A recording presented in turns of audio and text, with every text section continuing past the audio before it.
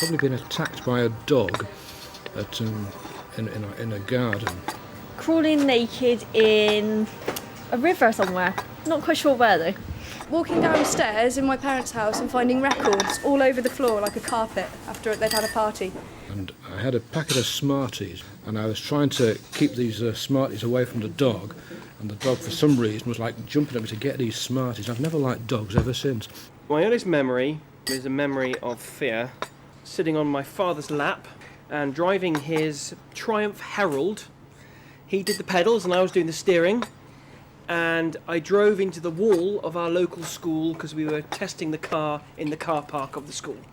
Being somebody else's shadow, being the runt of the litter, basically being the youngest. We had a Morrison table, and I used to get underneath there. For some reason, my mother was more concerned about me than my sisters. And I think they were asleep, and mother thought, oh well, I'm not going to disturb them. So she put me underneath, just in case. My sister was the only one who could read, and she'd read like the Ghostbuster books out to us, and we'd all act it and that. And I ran down and I said to my mum, "There's a penguin on the lawn, there's a penguin." And she looked out and she said, "Love, it's a seagull." There was a ladybug and it was floating in the pool, and me and my sister were like, oh, we have to get it out, we have to rescue this ladybug. And it fell on top of me and there was got a hole in my leg.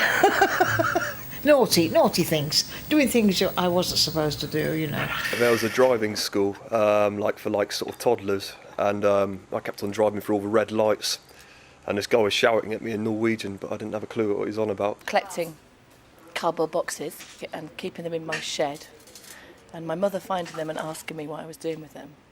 And I replied, "Well, I'm going to Ilkley Moor to live, because I hate you all."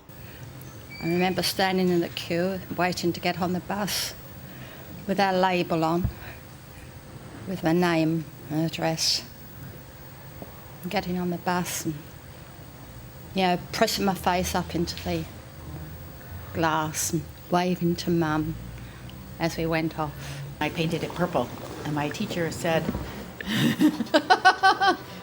"Pumpkins aren't purple."